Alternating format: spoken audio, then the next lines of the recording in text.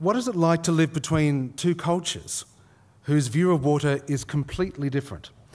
Australian Filipino Yasmin Newman is a food and travel writer. She's an editor, a presenter and a photographer.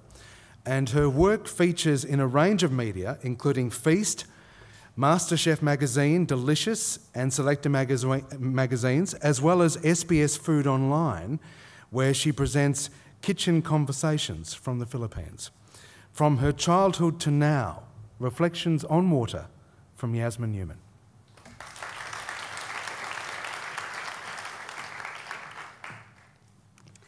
Hi everyone, I'm Yasmin Newman, a proud Australian Filipina and today a food writer and the author of recently released 7,000 Islands, a food portrait of the Philippines. As a child, I was a happy creature captivated by the big wide world. For me, that was Sydney, northern New South Wales and the Philippines, where I grew up and my father and mother hail from respectively. My father, the Aussie contingent, is from country stock, up in the Northern Rivers region of New South Wales, where school holidays were spent with my paternal grandparents on their rural riverside farm in Corrokai, a small town not too far from Woodburn, where my father grew up. Pop, my granddad, was a farmer in his time. Nana was a primary school teacher and a revered local historian. Between them, at the lunch and dinner table, or under the bed sheets preparing to go to sleep, they would regale my brother and I with stories of the land.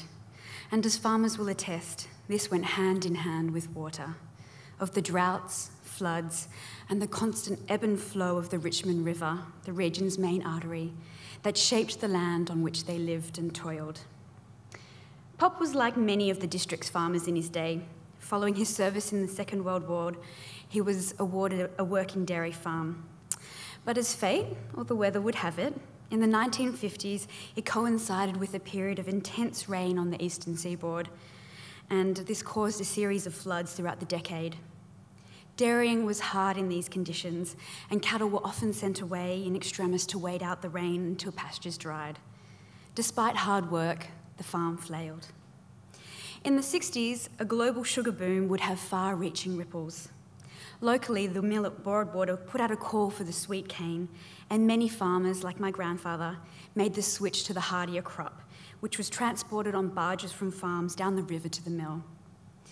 It was a time of relative prosperity, until the flood-resilient crop suffered its first blow.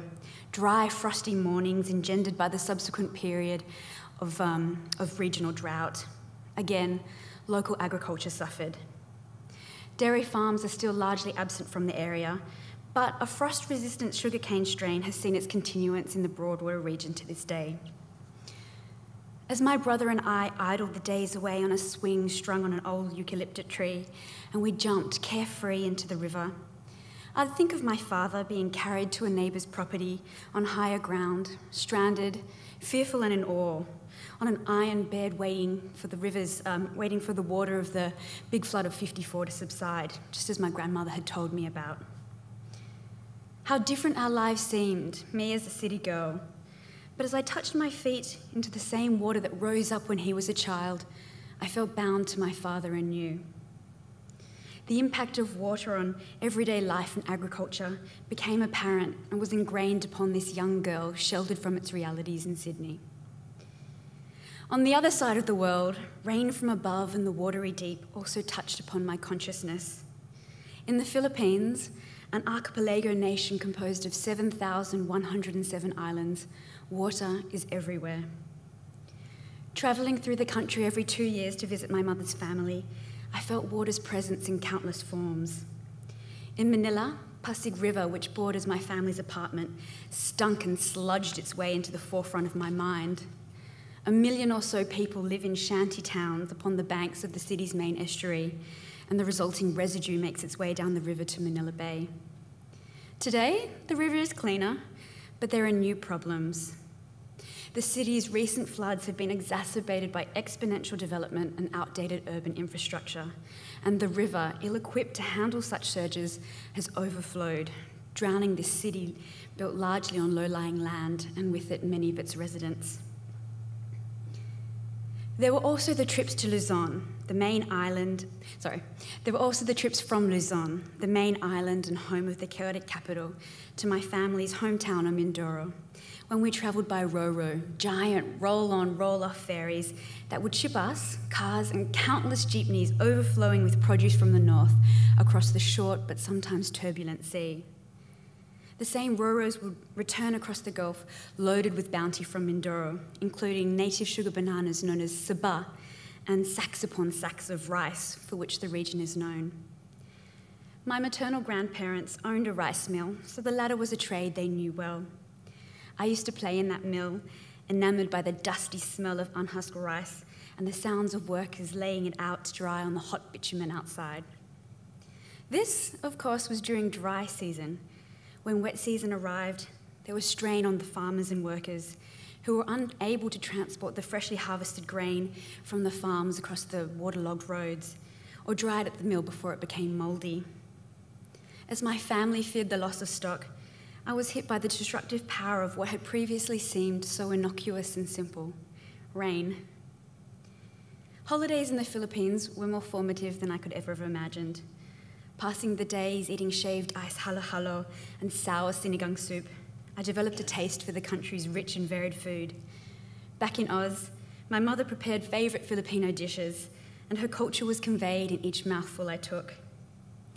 In later years, I understood the importance of food beyond pleasure. It's a gateway to different cultures. This realisation, in part, fueled my desire to become a food writer.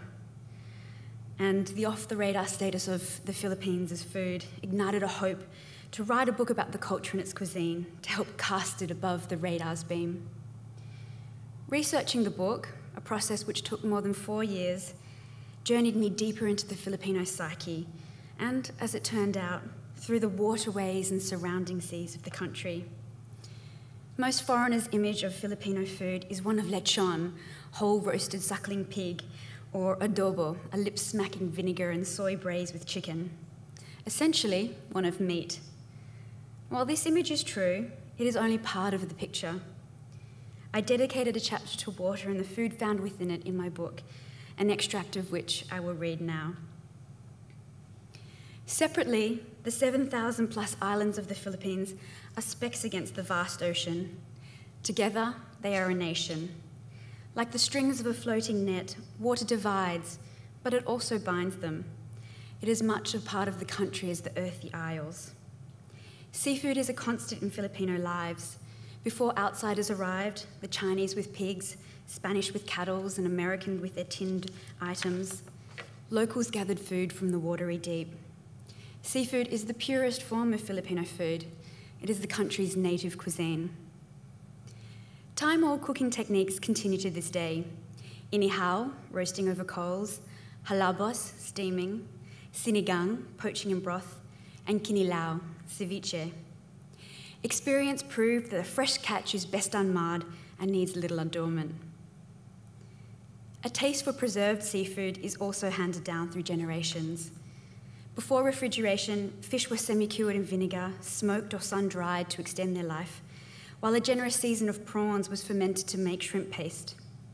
These intense, pungent flavours now swim the length of Filipino cuisine. While meat is increasingly commonplace, abundant seafood is still the primary source of protein for the majority of Filipinos. The country comprises more than 33,000 kilometres of coastland. Inland, the rivers, estuaries and lakes teem with options. From sinarapan, the world's smallest edible fish, to balatan, sea cucumbers, Filipinos are non-discriminating, and everything from Poseidon's kingdom is savoured. In a similar ethos, little seafood is thrown away. Fish eyes are devoured, prawn heads are sucked clean, and crab fat is bottled as delicacy. There are also hundreds of stories centred on crustaceans and sea creatures in Filipino folklore. The Philippines has always been bound to the water and the people to what lives within it. I have many fond food memories centred on the water-inspired food of the Philippines. Kinilaw, a close relative of ceviche, is the most vivid. My first one was just as it should be, exploring the far-flung islands of Palawan on the western edge of the country. Our boat dropped anchor for lunch at sea. Our host caught fish, cleaned it, then presented us with plump morsels bathed in vinegar. We ate it straight away before it overcooked. The firm fish was pristine. Those days on the boat, sailing through calm waters tinted in brilliant, mesmerising shades of aquamarine, and feeding, nay, nourishing ourselves with ocean's bounty, water appeared like a gentle giant, granting us free passage on its back and gifting us treasures from the sea. As a storm rolled in on the final stretch, I saw a swift, instant change. Before us lay an uncontrollable beast that could swallow us whole. I have since been caught in a monsoon in the Philippines, which held us captive in my family's high-rise apartment for more than 3 days, as the streets of Manila swelled with water and debris. Last year's Typhoon Haiyan is another, all the more terrifying example of water gone wild.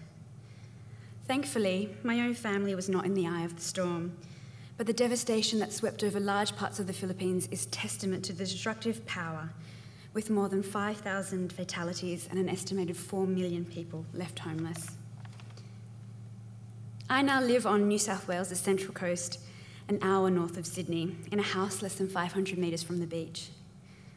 Our proximity to the water and waves gives my husband, a surfer, intense pleasure and peace. As it does for me, but I'm conscious of its multiple faces, one day giving, the next. But its presence is a constant reminder that water is not something that we can take for granted. Be it in bountiful supply, overabundance, or in complete absence, water is woven through our lives, livelihood, and sustenance. It swims through our veins, keeping us alive, and into our minds, where it both terrifies and inspires us. As I continue to travel between Sydney, country Australia, and the Philippines, and to other corners of the planets, and I delve deeper into where our food comes from and how as a food writer, I am met with water at every step. Thank you.